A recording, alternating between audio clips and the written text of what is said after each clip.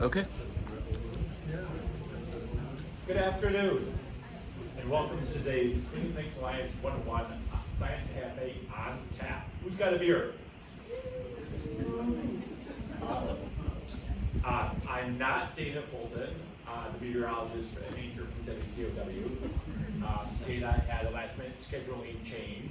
We're hoping it's not bad weather, but I'm here today. My name is James Ty. I'm the executive director of the Clean Things Alliance. I'd like to welcome everybody to the Eastside Club.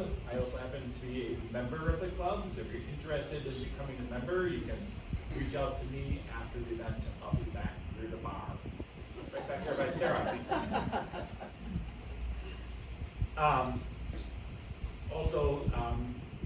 If you're watching weather, we've had a lot of different storms lately, and we're just thankful for Dana for keeping on track of that. And we all know about climate change. We're being heavier rains faster, which means we're going to have to do more to protect our lakes.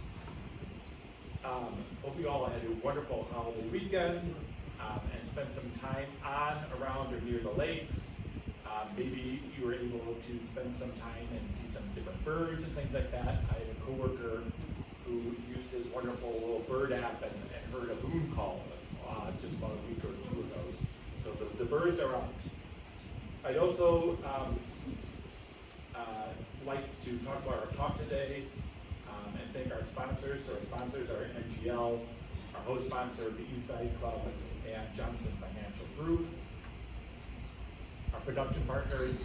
So it's really important, and we're so excited to have partners, whether directly or indirectly, for this event, from UW Extension and Tricia Gorby and her staff, the Nelson Institute for Environmental Studies, our media partner, WTOW, and sponsors from some of our sponsors like the Lion Energy Foundation, Hubby Properties, and Gertrude Scooey.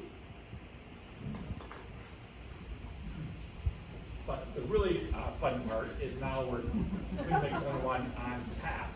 And if you're a donor, which means that you have to give a donation between January 1st and today, you get a free beer at all the 101s for the year. So if you're not sure if you're a donor or not, Jason and Brian, raise your hands. If you came in and you said, we get the email, but I'm not sure if I'm a donor, they will be able to tell you if you are a donor or not. And all those little donations make a big difference, so thank you. We're so thankful for Wisconsin distributors and for Sarah for tapping the beer and Wisconsin distributors for the beer. So thank you. And tell your friends to come because you can tell them you're buying a beer for them. Also coming up is our liquid assets. You can actually we have a trail, a map now with Destination Madison. So if you go to Destination Madison, and maybe in our follow-up email, Caitlyn or Karen, we can send out the link. You can actually sign up to get a little trail. So if you have that, you'd actually be able to check in today here to the Eastside Club. And all month long, every time you check in, $1 from the Associated Bank, that's why their logo's there, is going to go to Clean Lakes Alliance. And then we're having a beach party on August 1st at Christie's Landing. And thank you to Christie's Landing, Associated Bank, Destination Madison, and the sponsor for that is Kona Big Lake. I'm not a beer person, but supposedly it's fabulous. With that, sort of going on is our talk today, and we're so excited to have Caitlyn here from the Feminist Bird Club of Madison Chapter to talk about our birds on the lake. And she was already talking about stories before, and just really excited to hear her thoughts of what's going on here locally, some of the birds, and learn more about them because they're all around us. And who is Orioles? Anybody an Oriole fan? Right? They're still around a little bit, right? But not as much. So obviously you all know what we're talking about. So I'd like to introduce Caitlyn and thank her and welcome her to the stage.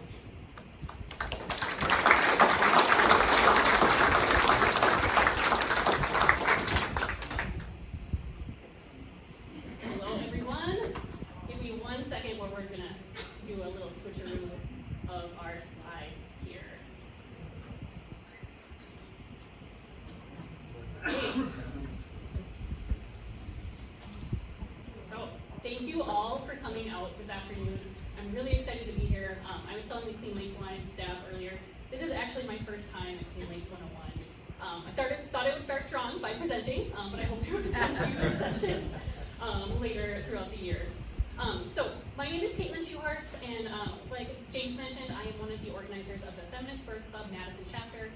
I have been an avid birder for 6, going on 7 years.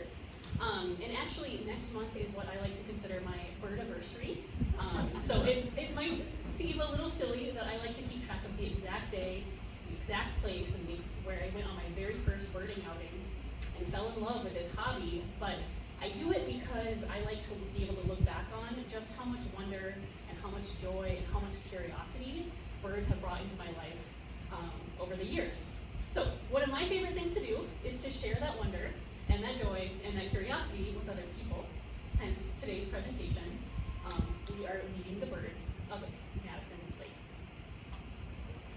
So my goal this afternoon is to introduce you to a selection of bird species that you're likely to encounter when you're out enjoying our lakes. Maybe you are kayaking, maybe you're out fishing, maybe you're biking the lake loop. We have an incredible amount of diversity that you can see at different times of the year. As we talk about these birds, we're also going to be talking about how lake health can impact them and how our lakes can influence their migration patterns, because our lakes play a really significant role in their lives. At the very end of the talk, I am going to share some birding resources, because I am just that confident that you're going to want to see these birds for yourself. And then we'll have about 10 to 15 minutes for questions, so be thinking what you might want to drill on at the end. So, first up, we have what I like to call our new kids on the block, the American white pelican. So can I have a quick show of hands? How many of you have seen American white pelicans in Wisconsin? Okay, a lot of you. Perfect. Is there anyone that hasn't? Okay, a couple hands. So a common experience that I often have when leading birding outings and encountering pelicans is there's always at least a handful of people in the group that are surprised to learn that we have pelicans in Wisconsin.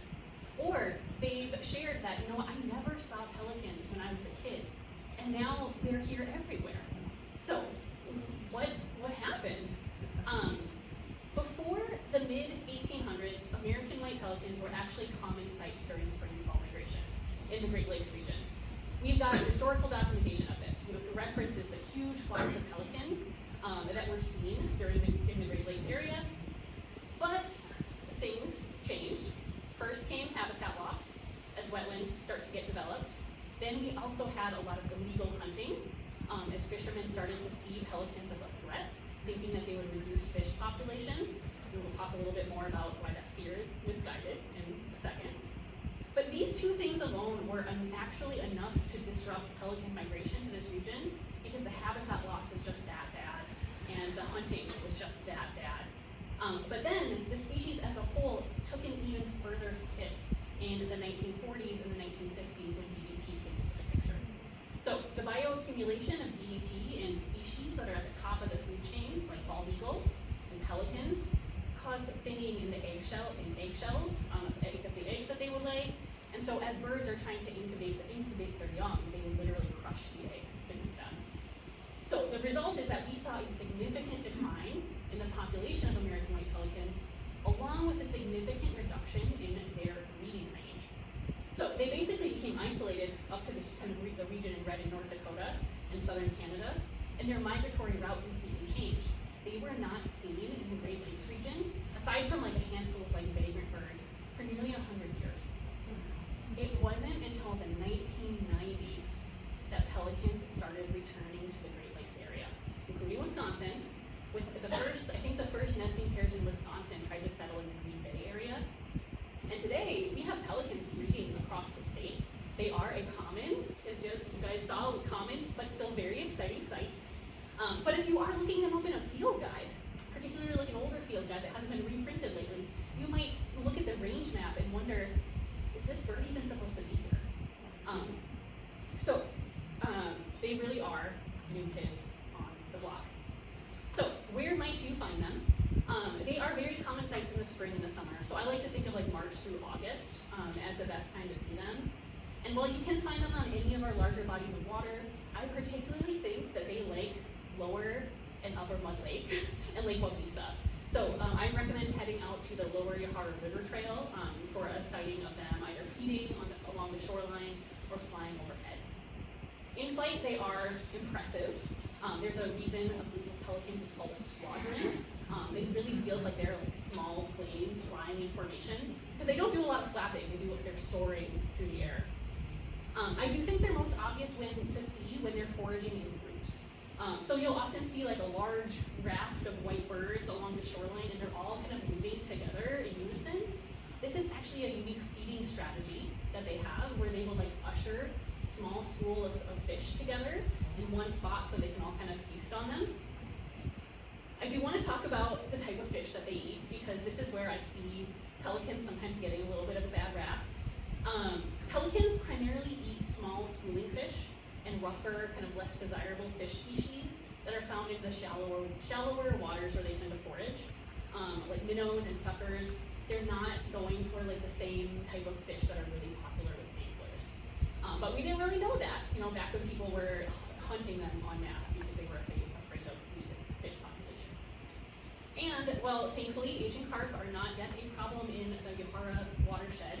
There are rivers in Wisconsin where we do have Asian carp populations, and the pelicans have actually been well-documented predators of Asian carp, especially in Illinois, where it's actually thought that their increased numbers in Illinois is maybe linked to the increase in a new food source of Asian carp. So we can thank pelicans for helping keep Asian carp at bay. All right, up next, we have the osprey. This is a bird that is literally built for life on the lakes. They're born to dive. Osprey are highly adapted for hunting fish. There are other raptors out there that eat fish, like bald eagles, but what's unique about osprey is that they almost exclusively eat fish. Bald eagles are a little bit more opportunistic, they've got other food sources, but osprey have really evolved in a way that optimizes their bodies for fishing. For instance, they have a very unique reversible toe. So most raptors and perching birds will have this toe configuration where they've got 3 toes in the front and 1 toe in the back. It kind of looks like a claw. This is called an anisodactyl configuration. It helps them grab things and like perch on things like branches. Osprey, however, have this ability to basically pivot one of their front toes to the back, which I cannot do with my hand. It's impossible for me. I don't have a zygodactyl configuration. But this configuration helps them better grasp on to fish. On top of that, basically the pads of their toes are barbed, so they have like really grippy toes that helps increase their grip strength. The toe configuration can help them like hold on to fish once they catch them, but it also helps them carry birds in a more aerodynamic way. So I want you to look at these pictures. We have the bald eagle on here for comparison. So you can see how the bald eagle is holding the fish versus how the osprey is holding the fish. If these birds were in motion right now, you might actually see the bald eagle kind of like dipping like up and down, kind of sluggishly trying to carry this heavy fish. Whereas the osprey just can fly with so much more grace because they can position the bird in a way that just helps them take off the water. So they've really kind of evolved for that, eating that particular type of food. They can also do some other things, like they can close their nostrils when they dive, which is great because they're going into the water at pretty high speeds. And their feathers are a lot more waterproof than other raptors. So all birds have something that we call the preen gland that allows them to basically oil up their feathers so that water will like bead off of them. And ospreys have like next level waterproofing. So they don't need to wait and dry off between dives. They can just keep fishing. However, when all you eat is fish, they do get it. Osprey are basically at a risk for some challenges. They are highly vulnerable to water quality issues, and their presence at the top of the food chain means that they, like bald eagles, are very susceptible to bioaccumulation of heavy metals. So that's mercury pollution from coal burning is a big one, but also lead pollution from lead fishing tackle and lead ammunition that ends up in our waterways. It's another one. Both of these are also threats to bald eagles as well. And then we have nesting areas. So osprey prefer to nest within a few hundred yards of a body of water. They will nest upwards to a mile away if they have to, but that close proximity to water is something that is really ideal for them. And as more and more shorelines and wetlands are developed, osprey have lost a lot of opportunities for natural nest sites. And because of this, they've become very dependent on human-made structures like cell phone towers and utility poles, and in the best case scenario, installed nesting platforms that are put there for them.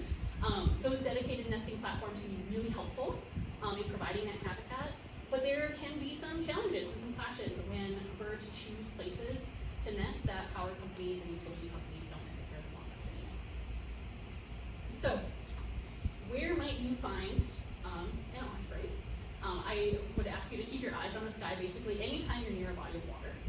They're going to be around from like April through October-ish, sometimes a little later if it's not too cold. They are not a fan of colder temperatures, so they usually kind of hightail it out here come fall. The presence of a large stick nest on a utility pole or a cell phone tower is another sign that they're around. You can head down to Lake Aganza State Park and just start counting up all the different nests that you see. The last time I was there, I think I had like 4 or 5 different osprey nests on top of the structures there. There's also a dedicated nesting platform at the entrance of Governor Nelson State Park. So as you're driving in Governor Nelson, off on the kind of prairie area to your left, there's a nesting platform. And we really could just like pop outside and just wait for a little bit, and eventually one would fly over it too. So they are a very frequent sight thanks to our lakes. If you do see a raptor flying above the water, one thing to look for to figure out is this an osprey or is this something else like a bald eagle or a red-tailed hawk? So I want you to look for the dark contrasting colors on their head. So you can see that they've got like a white back of the head, they've got a dark eye stripe. Can talk a little bit more about that eye stripe if anyone wants to ask about it during the Q&A. And then they've got a white on their front versus like all white head of like a bald eagle. And then they almost, not often, but not always, fly with a little bit of a kink in their wings.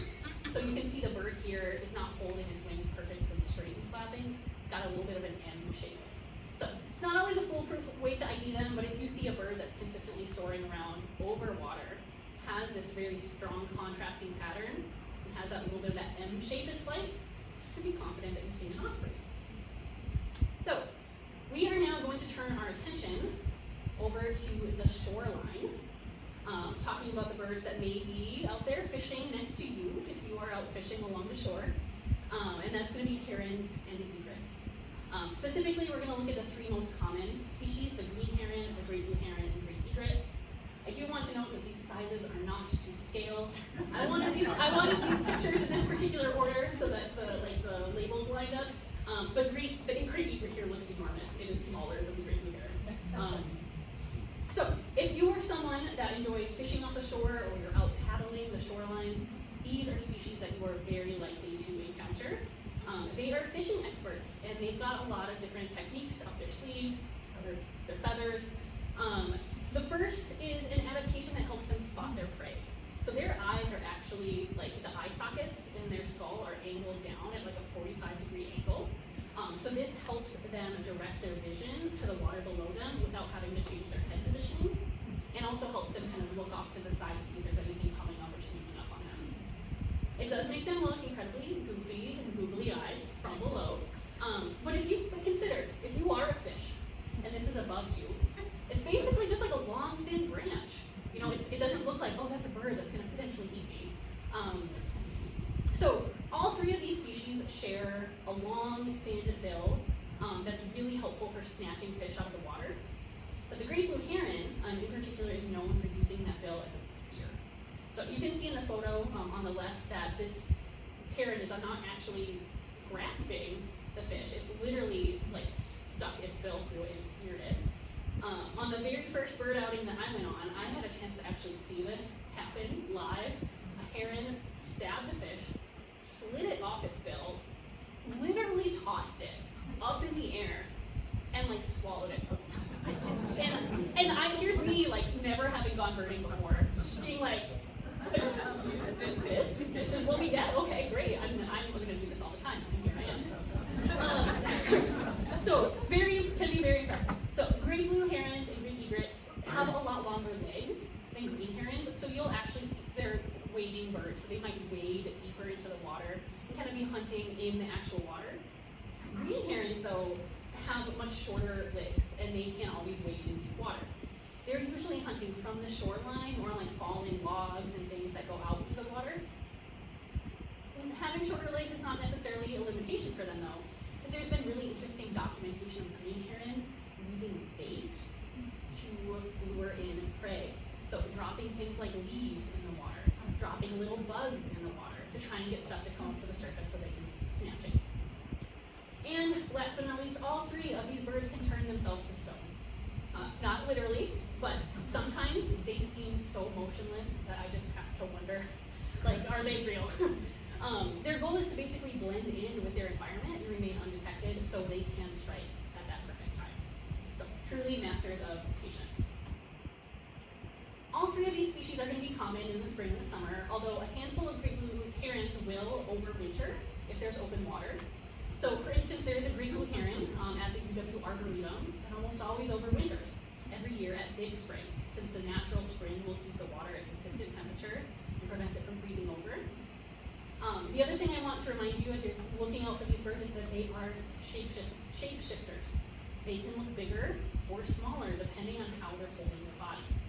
So remember that very first bird outing I went on? I also encountered a green heron. So it looked a lot like this one on the left. A delightfully like boardy football shape. Very cute.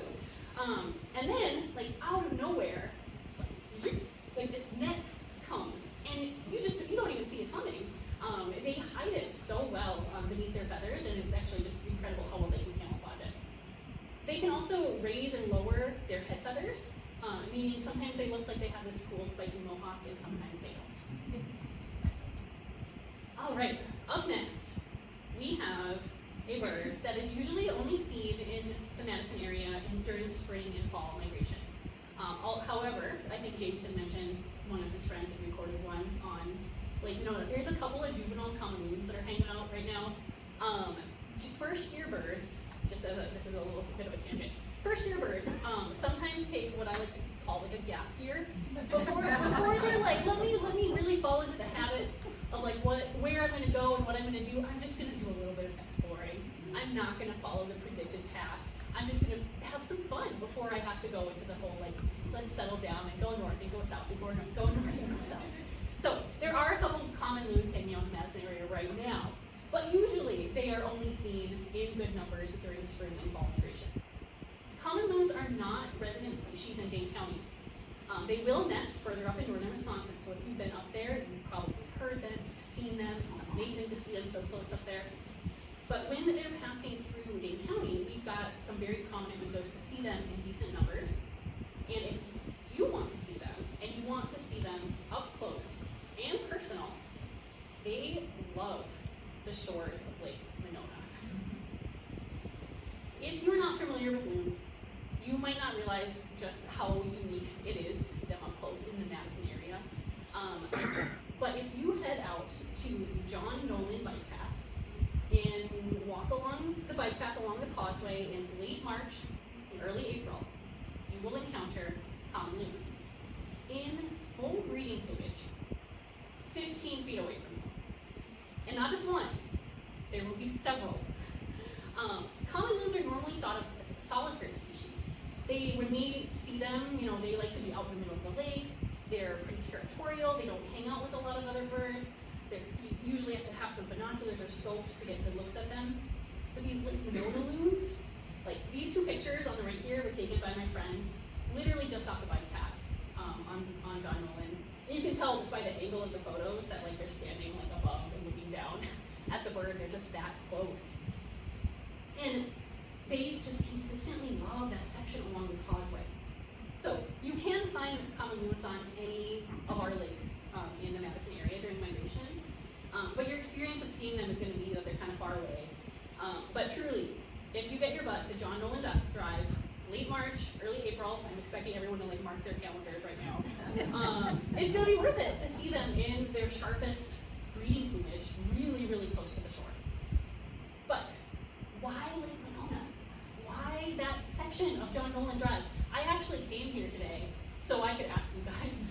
Because I was like, people that know more about lakes, about like, what is it? Is it the depth of the water? Is it the type of fish? This is what I consider to be like a Madison like birder mystery. Why do loons love John Nolan Drive? So if you have thoughts on this, please share during the Q&A because I'm eager to learn. So the timing of when loons will arrive in our area is really dependent on the year and on the weather. The freeze and thaw kind of cycle of our lakes plays a really big role here for migratory species like loons and other waterfowl, but it really matters for loons because loons are not capable of landing on anything but water. Their bodies are not built for it. Their legs are actually positioned so far back from their bodies that they cannot stand on the land, and they cannot take off. They can't take flight from the land. They need to be on water. So as loons are traveling north or south on what for our loons in the Great Lakes area amounts to a journey of over 1,200 miles, their migratory path is kind of like them playing hopscotch as they move from one body of water to the next. So what that means is that here in the Madison area, we've got like a 2-week period where they arrive in Madison and they're kind of hanging out here, they're resting, they're refueling, and they're waiting for the next set of lakes to thaw so they can have more open water to continue their journey north or south. And that's your window to find them off John Nolan Drive. So one thing I want to highlight related to loons and related to waterfowl in general is something that I think makes our Madison area just an incredible hotspot for birds is that we have the Yahara River connecting our chain of lakes. And so where the Yahara flows in and out of each lake, you can find open patches of water throughout the winter that are kept open by just a little bit of that current. So these open patches of water become absolutely incredible bird habitat in the coldest parts of the year. So that brings us to the subject of waterfowl. And we've got to talk about ducks. We can't not talk about ducks. When I first started birding, I'm going to be honest, I was not super excited about ducks. I was like, yeah, I've seen mallards. I see mallards all the time. What's the fuss? I was wrong. I was very wrong. I've learned my lesson. There is so much more than mallards out there. Mallards are also great. I love them too. But the world of ducks is deep and diverse, and it has really brought me a new appreciation for the season that birders lovingly call weird duck time. So I couldn't resist including this comic. This is one of my favorite comics. It's by Rosemary Moskow from Bird and Moon. This is 100% accurate. This is birding in Madison. These are elegant songbird spring, subtle touches of summer, magnificent fall migrations. Then we have weird duck time to close out the season. So I hinted that there are more than mallards around. We can get a sense from this comic that there's more than mallards around. I am curious to hear from the audience, how many species of ducks do you think come through the Madison area? And feel free to just shout out numbers. 173. Okay, we're going high. So 173, 50. I heard like 14. I heard 21. I heard 20. So you guys that are in the 20-ish range, all right, there are about 24 species of ducks that will come through our region. There will often be rare birds that I'm not including in this count, but every single species shown on this slide right now is a species that we can expect in our average year. So ducks fall into 2 broad groups based on their foraging behavior.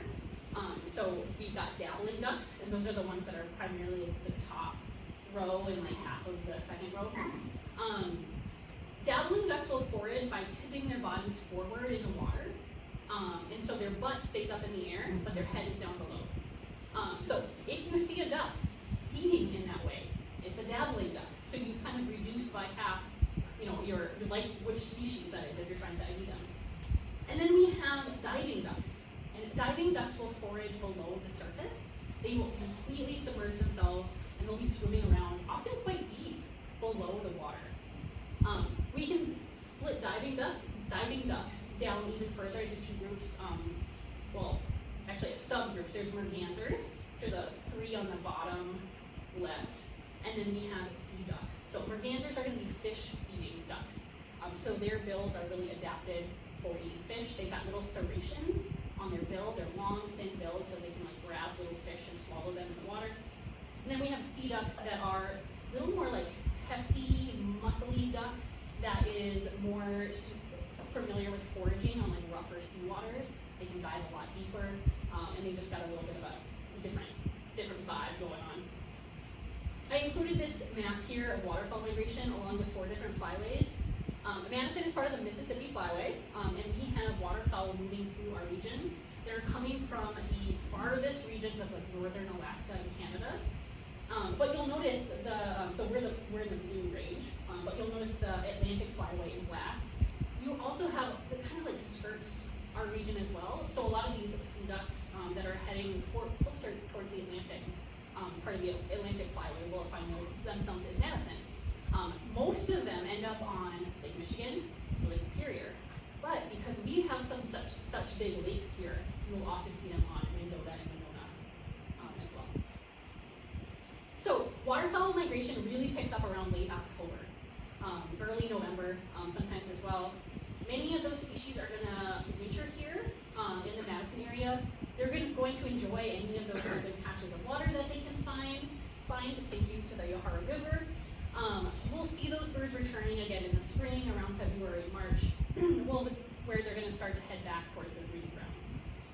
When our lakes are like fully open, so they haven't frozen over yet, it's actually not super easy to see all the waterfowl diversity that we have out there, because unless you have like a scope when you are scanning really far, because when they have all the space out on the lakes, there's really no reason for them to congregate close to shore.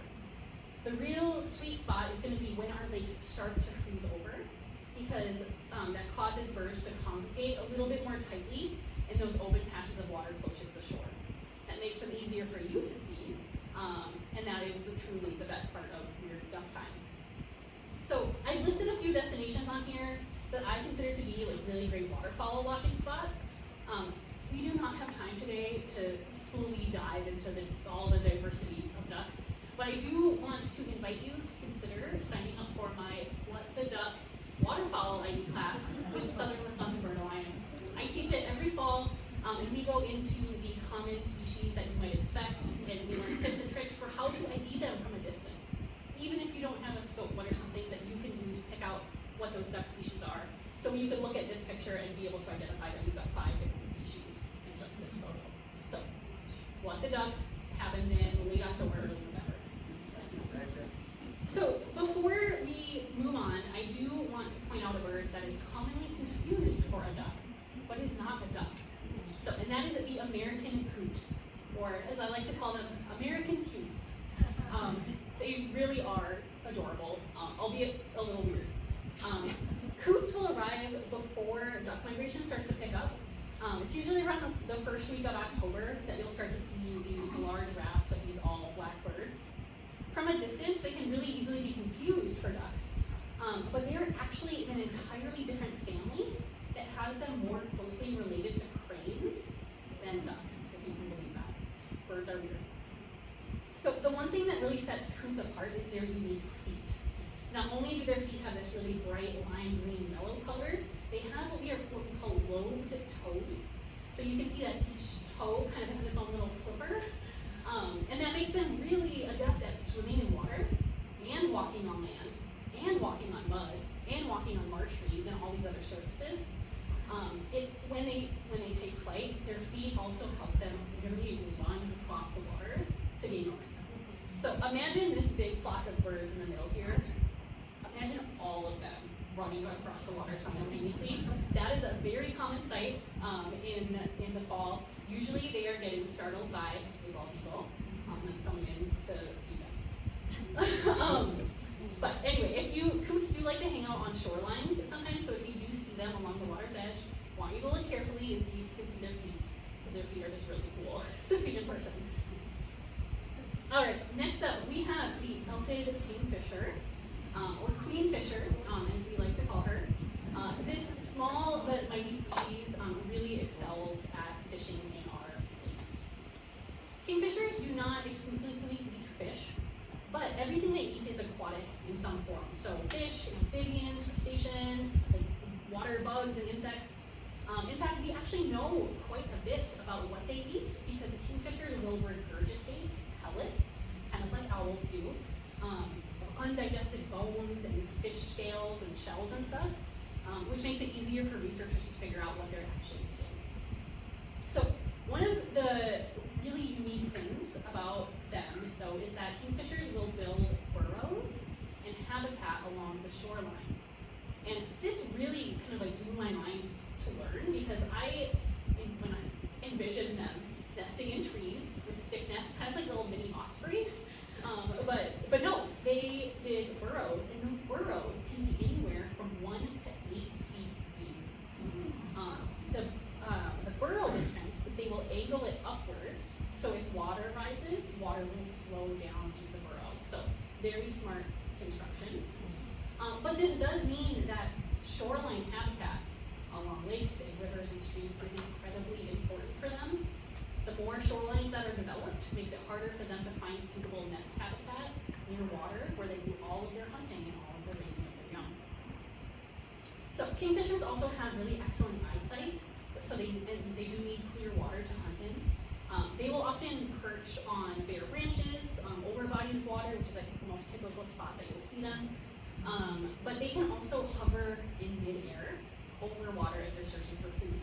This is really cool to see because their wings will be moving, but their body and their head will be completely stationary. So if you've ever encountered a small bird over the water that seems like it's just like frozen in time, that's probably a belted kingfisher that is hunting and scanning the water below and waiting for the right moment to dive. So you can find belted kingfishers here almost year-round.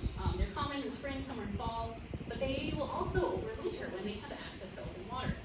So the middle photo here was taken by a friend of mine at Spring Trail Pond at UW Arboretum, which is next to Lake Wingra, in December. The spring keeps the water open year-round, so the belted kingfisher will hunt that open patch at Spring Trail Pond. Then it will fly over and hunt the open patch of water by Big Spring on the opposite side of Lake Wingra, where the great blue heron is also overwintering. And then they'll fly back and forth and back and forth, and basically just hunting in between these little open patches. One of my favorite things about them is that the female belted kingfisher is actually more colorful than the male. In most sexually dimorphic species, meaning the male and female have different plumages, the male tends to be the more colorful bird, but that is actually not the case with belted kingfishers. The female, as you can see, she's got both the blue belt, where they get their name, and like a rusty colored belt as well, where the male just has the blue. I think we can all agree that she is absolutely beautiful. So we're working our way down now, smallest of the small, shorebirds. Shorebirds is the name of like an entire family of bird species that, despite their name, is not always exclusive to the shore. In the Madison area, we get a significant number of shorebirds that are migrating through during spring and fall migration, but they're not going to be birds that we often see near our lakes. Those birds are often going to be out foraging in like muddy agricultural fields outside of town. If you were living in, Milwaukee, but like you had the beaches along there, or you're on the Atlantic coast and you've got all these beaches, you can see shorebirds on the shore, not so much in Madison. We do, however, have 3 summer residents that you are likely to see foraging along lake edges or smaller bodies of water. That's the killdeer, the spotted sandpiper, and the solitary sandpiper. Killdeer you can find pretty much anywhere. You might see them in parking lots, in grass fields at your local park, on construction sites, or along shorelines. They're kind of just down for whatever. They're pretty easy to pick out because they have this prominent chest banding.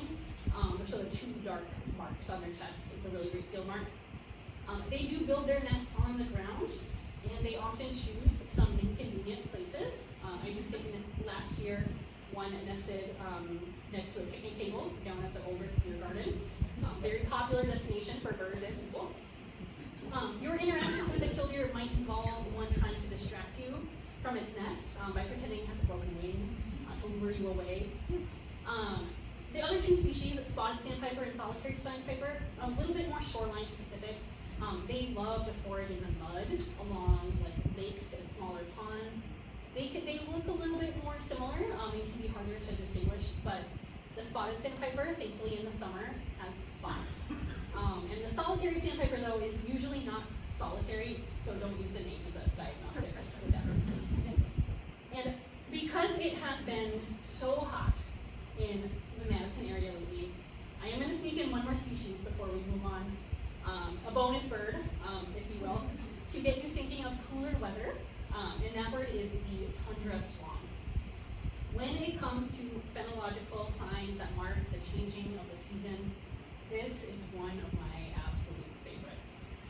So tundra swans migrate through the Madison area in large numbers in the winter, and you can expect to see them start arriving in Madison around like November. Some of them will overwinter here, and while others will keep moving further south and will return back in March as they're heading north again. So tundra swans are migrating from their breeding range, which is the tundra, far northern Canada, working their way down the Mississippi Flyway. I don't want you to confuse them with their cousin, the trumpeter swan, which actually breeds here in Wisconsin. You can go to Horicon Marsh right now and see breeding trumpeter swans. But when you see large, massive flocks of swans out on our lake, and this, if you think of this past winter, we had a really good year for swans this past winter. 99% of those birds are going to be tundra swans. There might be some trumpeter swans among them, but trumpeter swans tend to migrate in like smaller family groups versus like massive flocks like tundra swans. The sound of these birds is a really great way to ID them and know that they've arrived. I think I was in a grocery store parking lot last November when I heard the honking calls of swans that signaled my first sighting. It's kind of hard to describe in words, but it's not quite like geese honking, but it's better. Don't know geese. But when they do get here, they will be quite vocal because they're often flying in between the lakes. They're going in between those open patches of water. And they love hanging out on ice shelves. So some of the more prominent places to see them come November will be University Bay, Tang Park, Governor's Island, the Lower Howard River Trail, and Lewis Park, Young Park. I really think that they are highlights of Madison's winter birding scene. And thanks to the Yahara River for keeping open patches of water on our lakes so we get to enjoy their presence for so long. So, we worked our way through some signature lake-loving species. There's a lot more birds I could have talked about. I was fighting myself to be like, can I squeeze in one more? Can I squeeze in one more? I want to make sure we have time for questions. So, some takeaways that I want you to have tonight is that Madison's incredible bird diversity in each and every season is because of our incredible lake habitat. Pollution is a huge risk for birds, whether it's mercury from pole birding, pesticides from agricultural runoff, lead from fishing tackle, or even things like trash along the shoreline we didn't even talk about that can entangle birds. We really need to keep our lakes clean. Thanks to our region's geography, we are lucky that parts of our lakes don't fully freeze over because of the Yahara, and that open water in winter can mean more habitat for species at a really cold time. And the other thing is that nesting shorelines for nesting habitat. When we lose that shoreline habitat, it's really difficult to replace. And last but not least, birds are our neighbors. Neighbors that we are so lucky to have. We share our lakes with them, and we really do have a responsibility to protect them. So before we open to Q&A, I do want to quickly highlight a few resources for how to get started with birding. If you're thinking, okay, wow, I really need to see this stuff with my own eyes, you're in the right city. Madison is really a hub for birding, and we have a wonderful birding community that's ready to welcome you. My best recommendation is to find yourself a local birding club. So I, obviously, as you've learned, I help coordinate the Feminist Bird Club, Madison Chapter, and we are an inclusive birding group that's always eager to welcome beginners to the hobby and make you feel at home. We have bird outings every single month, along with social events and workshops that are always free and open to anyone. As proof that we love lakes, these are all photos of FBC out at some of our favorite lake spots. We also have the BIPOC Birding Club of Wisconsin in town and Southern Wisconsin Bird Alliance. If you're looking for even more field trip opportunities and learning opportunities, like my What the Duck class coming up in this fall. And if you're thinking, okay, well, I don't have binoculars, I don't know how to ID anything, I don't know where to start, that is not a problem. The Feminist Bird Club has actually provided free birding backpacks at all Madison Public Library locations and in the Dane County Library Services bookmobile. So if you live anywhere in Dane County, you have access to free binoculars and free birding resources in those backpacks, like local birding guides that our chapter wrote, to help you get started. You can also download Merlin Bird ID on your phone, completely free birding guide in your pocket. It's not only a field guide, it also has tools like sound ID and photo ID, and it will help you identify what you're seeing and hearing. You can set your city location and the time of year, so the suggestions that it pops out to you are unique to what you might be seeing during the correct time of year, versus a field guide that you might flip open and have to figure out, is it the right time for me to be seeing this bird? There's other resources like eBird, which is a citizen science project that can help you understand what other people, other birders, out in the community are seeing at locations around town, and to help you pick out some of the top hot spots that you might go to.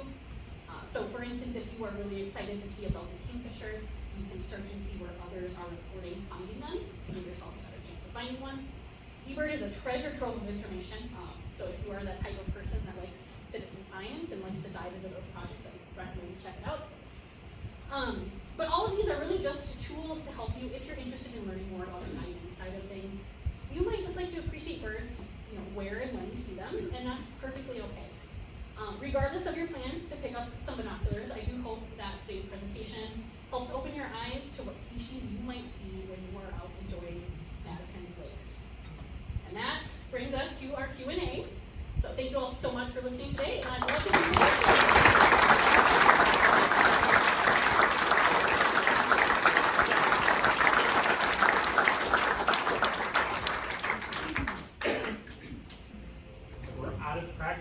For a little bit, because Dana's usually here to take charge. She does a wonderful job. So I'm going to be up here and just let you point out.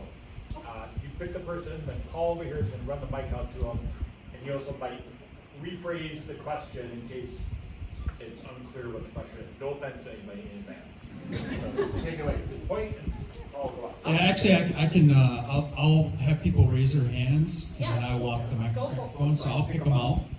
Okay. And see.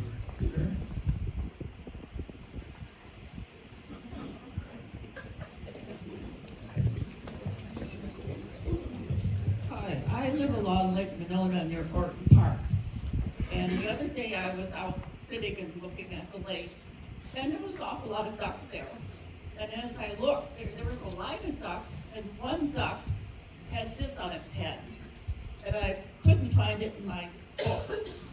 So it is weird that whatever duck it is. Do you remember what color it was? Dark. Dark, okay. I thought it was mallards when I first looked. There was a line of them. And I never have usually that many ducks right there. At this time of year, I get miscellaneous mallards. A couple live on my pier, that type of thing. But they were like 20 ducks together. Yeah, so we do have a lot of different duck species that hang around here in the spring and the summer. So mallards are going to be the most common ones, but there might be some other species in there. So hooded merganser is a bird that you can find here during the spring and summer. And they actually have, based on their name, the hood, that they can raise and they can lower. So sometimes birds will have like unique ways that they can like make their feathers move in different shapes. So I can't predict for sure if that's what you saw, but that might be something to consider if you want to look that one up in a field guide. You didn't mention seagulls.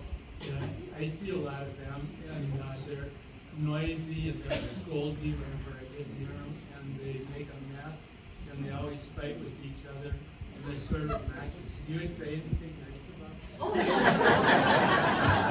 That's a good question.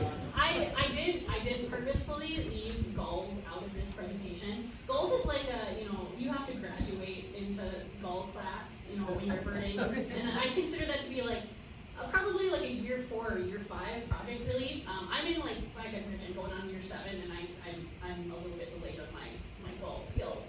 But Madison does have 2 gull species that we can find here during the year. There's ring-billed gulls and herring gulls. The more common species in the summer is going to be ring-billed gulls. Can I say nice things about them? Yes, I can.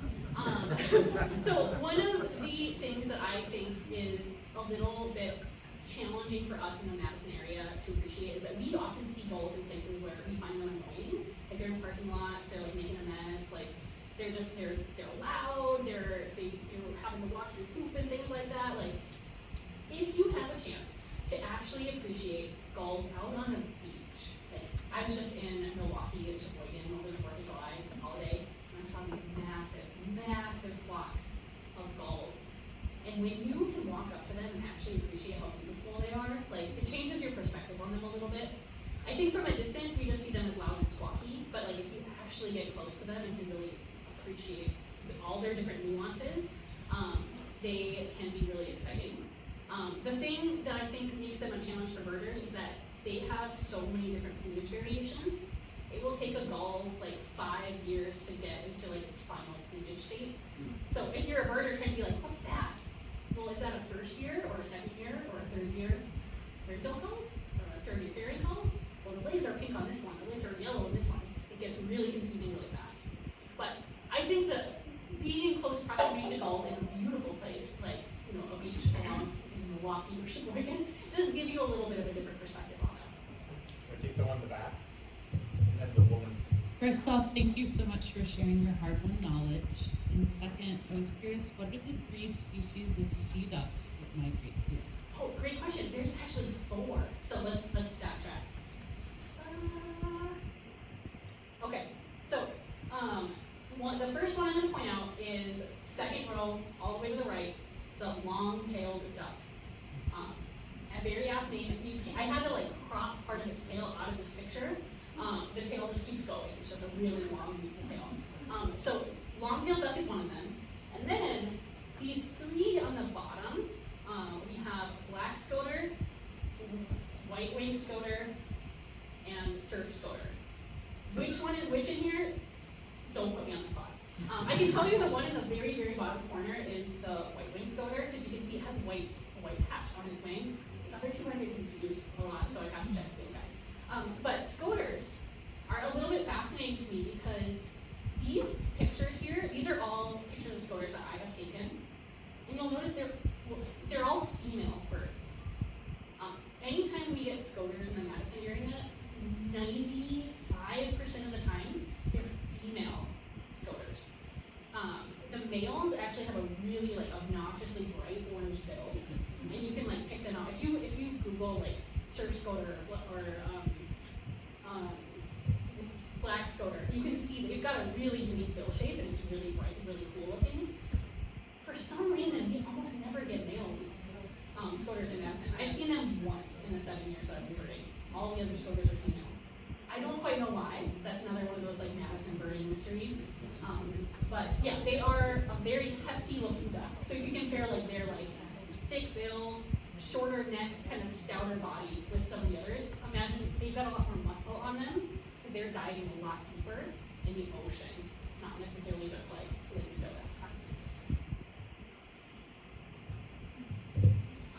I live on Wickawack Bay, and in the spring I'll see anywhere from 10 to 12 loons in the bay, and I think that part of the reason they're there is because there's so many just right-sized panfish in Lake Monona, and I think that's why they're gathering up toward Monona Bay as well, because there's so many bluegills that are just the right size for loons.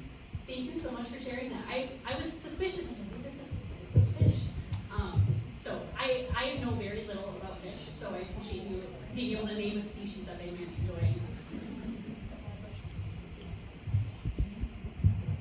Are there any ducks that eat zebra mussels? That's a good question, and I don't know. I wish I had an answer for you, but I would have to check. That would be great if they did, but I'm not sure about that one.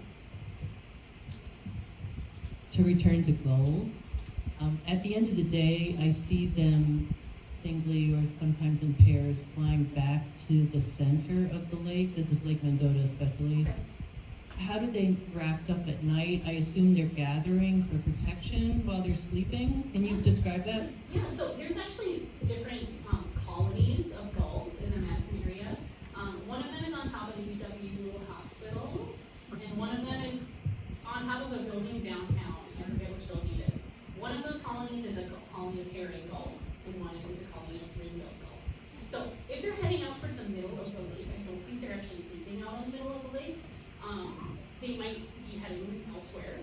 because they do have those colony spots. So if you've been like downtown Madison, wondering like, why are there so many gulls here? Because there's literally a colony of herring gulls up at the top there. So they are, when they nest, they will do so communally. So they'll have like a large space on top of like a roof building that has like rocks and stuff like that, and they will build like ground nests. But yeah, what they might be doing out in the middle of the lake, not 100% positive. There is a little island, at the north end of Lake Mendota that has a lot of bird shit on it. Yeah, they could, they could just be hanging out there. Sometimes they might like it. Birds just go where they go sometimes. I wish I knew why. It would make it a lot easier to go birding if we could follow them to wherever their plans are. But I don't know for sure about the gulls that you saw. But I do think it is interesting to know that there's those colonies now. So I live on Lake Mendota near Warner Park Beach, and in the winter, every once in a while, I hear birds migrating in, like really loud. Are those tundra swans? In the wintertime, it's probably tundra swans. I can hear them in my apartment, and I live kind of down the street from Kenny Park. With all of my windows closed in the middle of winter, I can hear tundra swans migrating over to land in Kenny Park. So birds do migrate at night. So not just swans, but other species as well. I think raptors are going to be one of the birds that migrate by day, but a lot of birds will migrate under the cover of darkness for safety. So it is not at all unusual to be hearing, especially during migration, the sound of tundra swans or geese or things like that flying at night.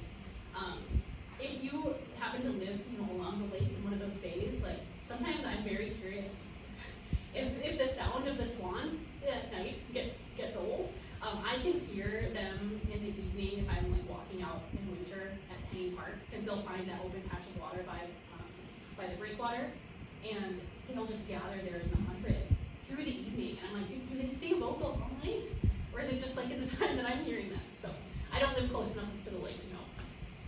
We have time for 2 more questions. I've got a good one. Feminist Bird Club. Is it the birds that are feminists? So it's our chapter is an inclusive birding group. So we like to really make sure that we're creating a safe, inclusive space for anyone to show up, who they are.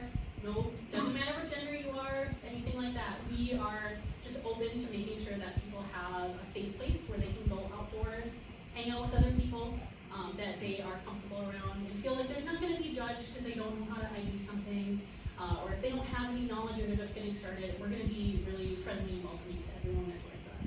So would love to invite you all out for future Feminist Bird Club outings. Anyone want to take a final question? Say you first. Sorry.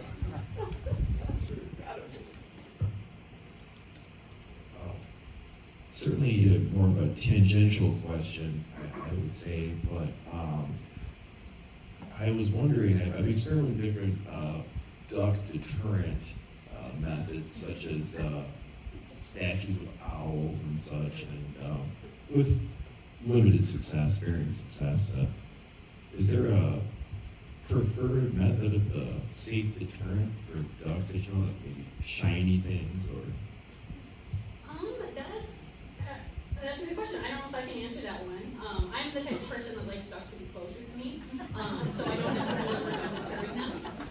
But things like bald eagles, like if you can summon up a bald eagle, that'll get them moving off the water. That was, yeah, I think I'll keep on with the owl statues. It seems like that's where it's at. Or maybe bald eagle. Maybe a little, think of instead of an owl, which isn't likely to hunt ducks, a little maybe bald eagle, they might recognize the white on the head. Keep it in your head. Thank you. Oh, sure.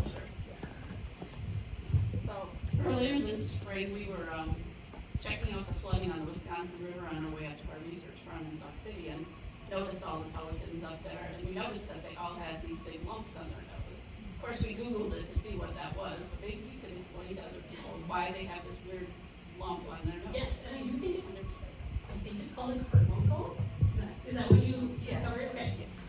I might be getting the word wrong, but I'm pretty sure it's called like a carbuncle or something similar to that. So in breeding season, pelicans, if you see them, I did not have that. Let's go back to look at our pelicans.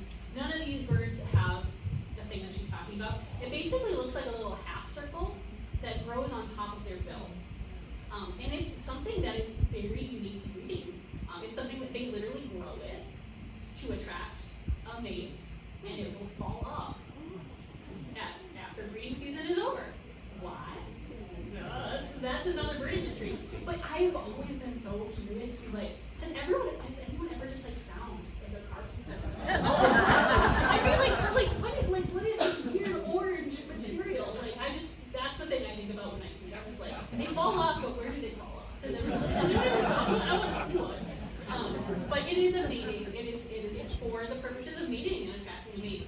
It's just a natural thing that they will grow it on their bill. It's the material of their bill. Think of it like a big fingernail, kind of. But it will fall off after mating season is over. So, birds are very weird. And so I hope that you've learned that there are some really interesting things that they can do. And this is only tiny, tiny, tiny fraction of the species out there. Like, we really have to pick and choose. I was trying to think like lake adjacent stuff. But there's a whole world of songbirds and other stuff that we do not get into today. So the world of birding is waiting for you. If you guys are ready.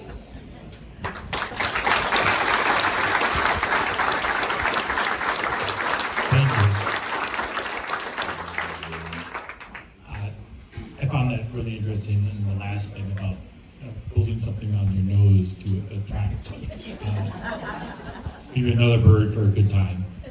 And really thank you, Caitlyn. I think we might want to have her come back in the future because I want to know. There you go. Wow. Congratulations. I have a particular interest in geese, which maybe come back and talk about that, and also ducks and seagulls and what type of E. coli they might be bringing to our beaches. So that's something to look forward to in the future, at least for me.